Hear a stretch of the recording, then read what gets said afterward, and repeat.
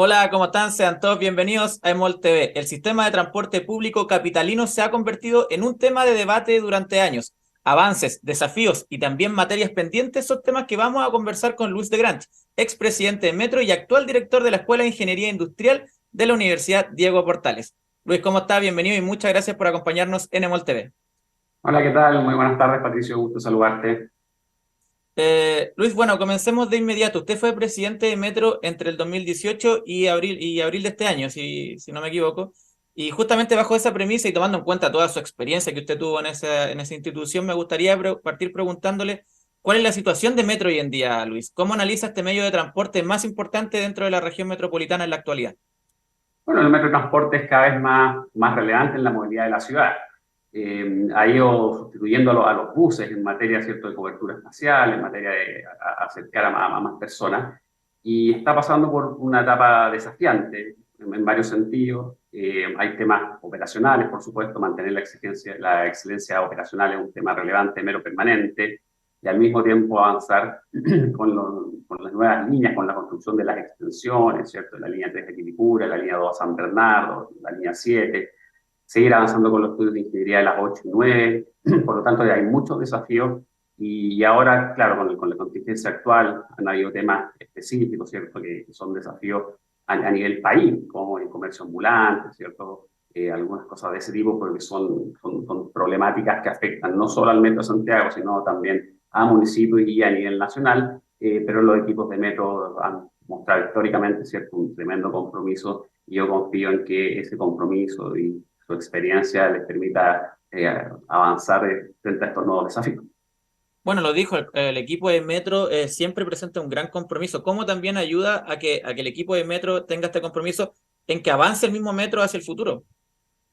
Claro, o sea, Metro es una de las pocas empresas en que los accionistas de la empresa, por decirlo de alguna forma, o los trabajadores, no ganan más por vender más pasajeros, o sea, no ganan más por más validaciones, sino el trabajo, o sea, la principal razón de ser de los trabajadores de Metro es acercar a las personas a la ciudad, es generar conexión, permitir que las personas puedan optar a nuevas fuentes de trabajo que sin Metro no tendrían, llegar a colegios, a universidades, a centros de salud, a servicios.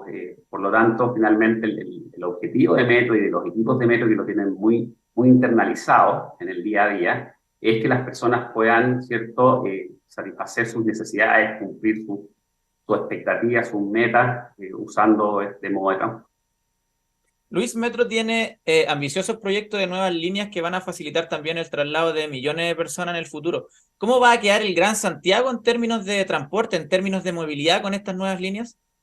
Bueno, para tener una idea, las grandes ciudades del mundo con buenos sistemas de transporte público, como por ejemplo Madrid, París, Londres, Berlín, ¿cierto?, Nueva York y varias otras, tienen 300, 400, 500 kilómetros de metro. Algunas ciudades chinas tienen más de 1000 kilómetros de metro.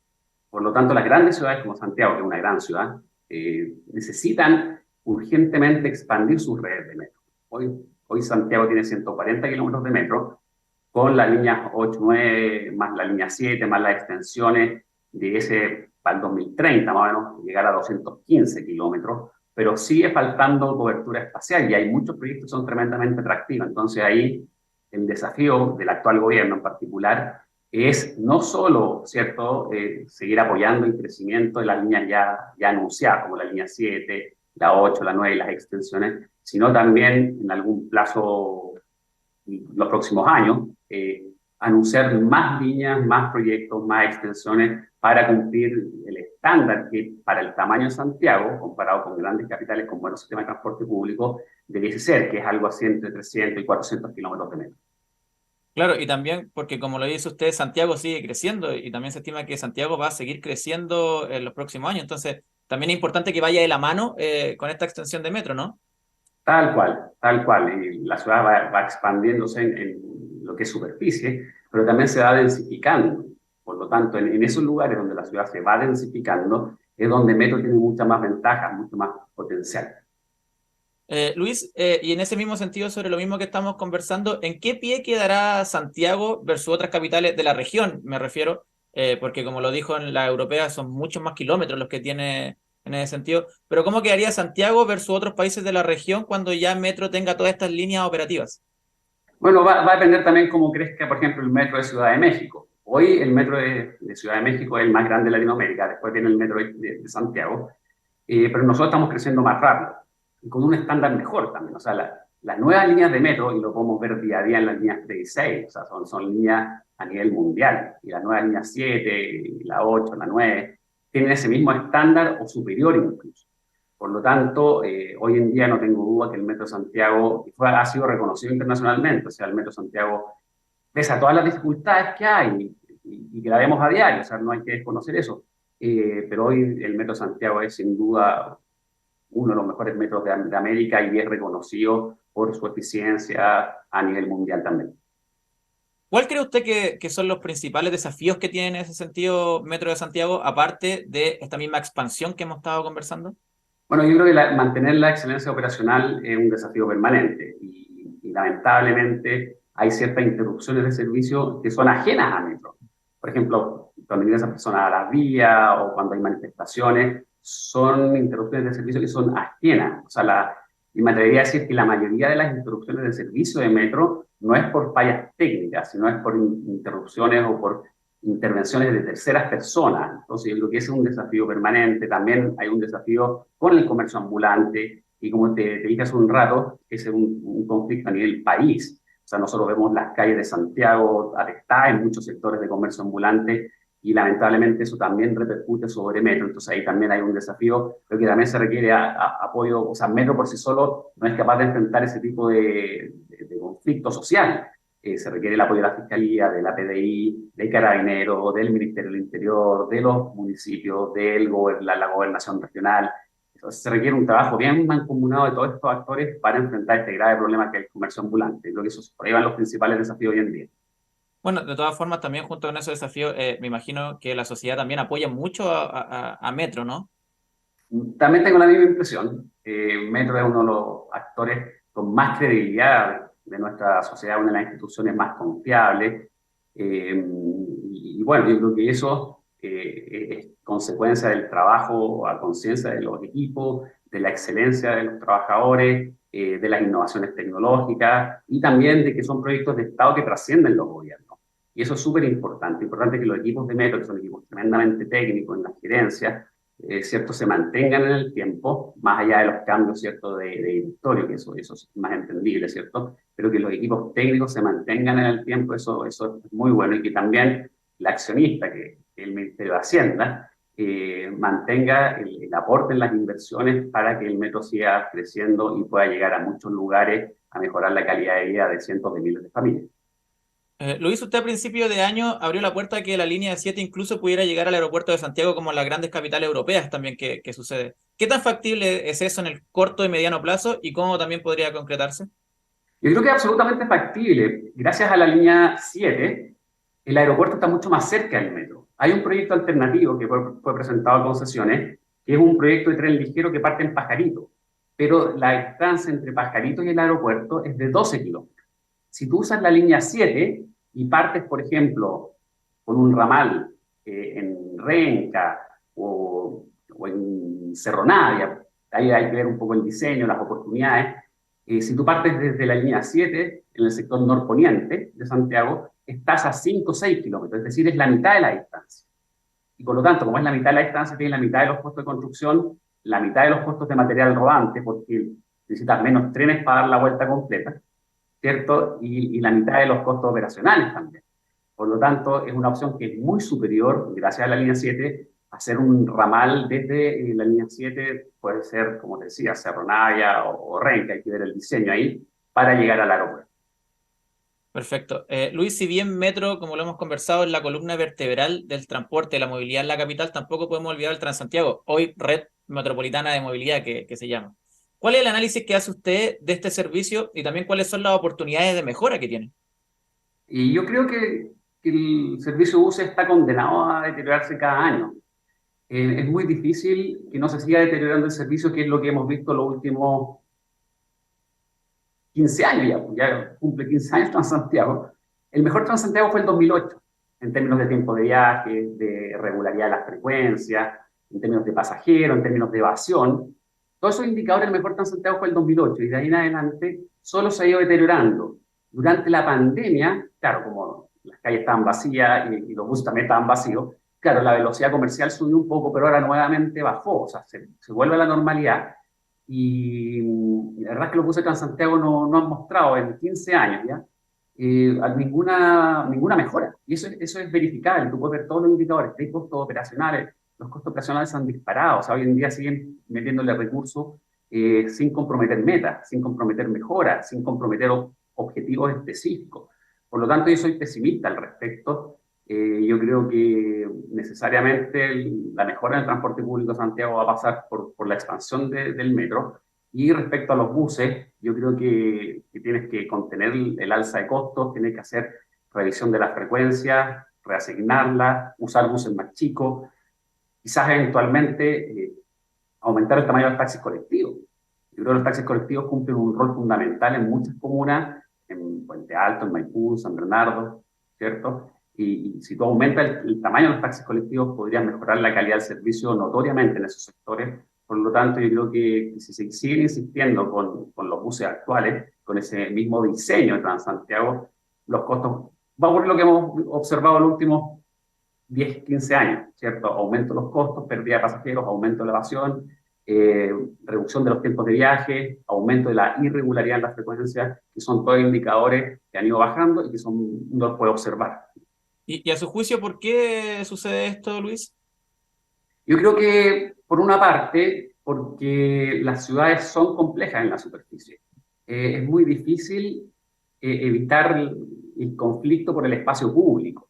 En la calle tienes peatones, tienes ciclistas, tienes automovilistas, taxistas, colectivos, camiones, furgones, transporte de carga, tienes los buses del Transantiago. Por lo tanto, resolver en dos dimensiones todas esas necesidades de movimiento es muy, muy complejo. Y además, las mismas calles compiten en los cruces. O sea, cuando pasa un eje, tienen que pararlos del otro eje. En el metro no ocurre eso. En el metro tú tienes una dimensión adicional, que es el subsuelo. Por lo tanto, nunca tiene que parar un tren para que pase el otro. Y eso en la superficie ocurre siempre, sobre todo en los corredores de buses. Por lo tanto, insistir en esa tecnología y en ese diseño no da resultados, como lo hemos visto ya durante muchos, muchos años. Y si sigue de esta manera, también me imagino que estresa también a la red de metro, porque la gente también sigue eligiendo la red de metro en comparación a los buses, ¿no? Claro, hoy en día, sin embargo, observamos un uso del metro que es bastante menor que el que había el año 2019, por ejemplo. Previo al estallido social, Metro ha llegado a transportar casi 3 millones de pasajeros al día. Hoy en día está transportando entre 2 millones, 2 millones 100 mil pasajeros al día, que es un tercio menos, y por lo tanto ya no está tan estresado como antes. En ese sentido, hay horarios y hay algunos tramos en que la gente igual viaja apretada, pero ya no al nivel de hace 3 años atrás. Y los buses ha sido peor, o sea, la cantidad de pasajeros que han perdido los buses es enorme y hay una sobreoferta en muchos ejes de la ciudad y ahí veo que hay una oportunidad importante para reducir los costos y la ineficiencia de la industria de buses. Ahí, en ese mismo sentido, hablando del Transantiago, hoy, Red Metropolitana de Movilidad, uno de los problemas que sigue existiendo es la evasión. ¿Cómo se combate esto, Luis? Y también cuáles son los costos para el fisco de esta mala práctica. Bueno, los costos de la evasión pueden ser tranquilamente 300, 400 millones de dólares al año. Hoy en día la evasión declarada por la autoridad supera el 40%. Y yo creo que enfrentarla es difícil. No obstante, se requiere un compromiso bien transversal de todos los sectores políticos. No puede ser que durante años hayan algunos sectores políticos, personajes políticos que hayan relativizado la evasión. Incluso hasta el día de hoy. Hasta el día de hoy hay personas que justifican en cierta forma la evasión. Yo creo que se requiere una condena transversal. O sea, esa es la base para enfrentar este delito. Y esto que habla muy mal de nosotros como sociedad. ¿Sí? Además, hay que poner más recursos para controlar efectivamente la evasión. Hoy en día, los fiscalizadores son incapaces de bajar a alguien del bus. ¿Sí? Y incluso en algunas estaciones de metro también la evasión ha aumentado. Y claro, los equipos de metro, ¿para qué se van a exponer a ser agredidos?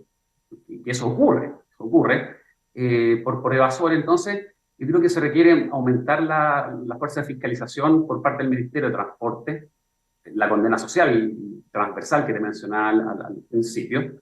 Eh, yo creo que esos dos mecanismos son los que se necesitan para avanzar. Y también una tercera necesidad es hacer una campaña comunicacional. Yo creo que es importante concientizar a la ciudadanía y la gravedad de lo que es la evasión como deterioro moral de nuestra sociedad. Perfecto. Luis, las tarifas del transporte público han estado congeladas ya por más de 2 años y ya se anunció que va a ir a existir un aumento, pero este va a ser gradual. ¿Cómo se puede llegar a un equilibrio justamente entre las necesidades que tiene el sistema, pero también con el contexto de crisis económica que está viviendo el país? Bueno, yo soy de los que piensa en función de los datos, ¿cierto? En función de los niveles de oferta, de los niveles de demanda, que no se justifica el alza de tarifas si es que tuvieras una oferta de buses consistente con la demanda actual. Para tener una idea, el año 2008, cuando estaba el mejor Transantiago, ¿recuerdas que te mencioné eso? El año 2008, con el mejor Transantiago, teníamos 80 kilómetros de metro y 6.500 buses. Hoy en día, 15 años después, prácticamente 14 años después, tenemos 140 kilómetros de metro, casi el doble. Y tenemos 7.000 buses. Antes eran 6.500, eran 7.000 buses. Y los buses están transportando menos de la mitad de los pasajeros que transportaban en el 2008. Por lo tanto, te invito a que haga el ejercicio y a las personas que nos están escuchando también en el computador, que vean las calles y van a ver en periodo punta la mayoría de los buses con asientos disponibles, semivacíos. Por lo tanto, yo creo que hay una sobreoferta de buses que el Ministerio de Transporte tiene la capacidad para reducir esa ineficiencia, reasignar algunos donde se necesita y de frente, de pleno, reducir la sobreoferta. Y eso yo creo que te permitiría reducir significativamente los costos y con eso evitar alzas tarifarias. Perfecto. Luis, pasando a otro tema, durante las últimas semanas también reflotó el debate de implementar trenes para Chile. ¿Es factible eso en el corto plazo? ¿Cuáles serían las ventajas? Y también me imagino que hay desventajas de contar con una red ferroviaria, tanto para transporte como para pasajeros. Yo creo que hay que separar la parte urbana y suburbana de lo que es la parte interurbana, en primer lugar. Yo creo que a nivel urbano y suburbano sí hay harto potencial en Chile. Yo creo que, por ejemplo, como el Melitren, cosas de ese tipo, Rancagua Machalí, quizás Temuco Padre Las Casas, Coquimbo La Serena, Puerto Montt Puerto Vara, pues hay varias opciones a nivel suburbano. A nivel interurbano es más difícil por la característica sociodemográfica de Chile. En Chile tiene el 60% de la población en la zona central, entre Valparaíso y Rancagua, por decirlo de alguna forma, entre la quinta y la sexta región, incluyendo la metropolitana. Por lo tanto, un tren Santiago-Puerto Montt, ya sea de carga o de pasajeros, por ejemplo, compite con los aviones. Y hoy en día encuentra pasaje de avión bastante barato. Entonces es difícil en las distancias largas competir con el avión porque va a ser un tren con muy pocos pasajeros, ¿ya? Porque la mayor parte de la población está concentrada en la zona central de Chile. Por ejemplo, la distancia entre Santiago y Puerto Montt, que son cerca de 1.000 kilómetros, y para conectar, no sé, pues, 6 millones, 5 millones de personas, ¿ya? En Europa tú conectas Madrid, Barcelona, Lyon y París en la misma instancia y conectas 40 millones de personas. Entonces, la escala de pasajeros hace que los trenes de larga distancia en Chile generen poca economía de escala. Por lo tanto, el costo por pasajero es muy, muy alto y competir con el avión o con los buses se hace más difícil. Y respecto al transporte de carga ocurre algo parecido. De hecho, en distancias cortas, por ejemplo, en sentido cordillera-mar, ¿ya? En ese sentido, hay empresas que tienen sus propios ferrocarriles de carga, empresas mineras, empresas de celulosa, porque para ellos les conviene, para ese tipo de trayecto y de producto, les conviene el ferrocarril. Pero, por ejemplo, tener transporte de carga para distancias muy largas, que a veces incluso compiten con los barcos, y los barcos tienen unos costos mucho más baratos, y para además generar el transbordo, porque cuando llega a las ciudades, que es donde se consume la mayoría de los productos finalmente, o lo lleva a los puertos para exportación, o en las ciudades, pero dentro de las ciudades, si llegas con trenes necesitas igual un transbordo. El camión tiene la ventaja que va de puerta a puerta. Y además tiene diferentes tamaños de camiones. Tiene camiones muy grandes, camiones muy chiquititos. Por lo tanto, el camión tiene esa ventaja que es capaz de adaptarse a los niveles de oferta y demanda de la distinta industria. Por eso es tan difícil, ¿cierto?, seguir creciendo en ferrocarril en largas distancias en Chile. Perfecto. Luis de Granch, se nos acaba el tiempo, pero muchas gracias por este tiempo también para conversar con nosotros, expresidente de Metro y actual director de la Escuela de Ingeniería Industrial de la Universidad Diego Portales. Muchas gracias por acompañarnos. Gracias a ustedes, Patricio. Un abrazo grande.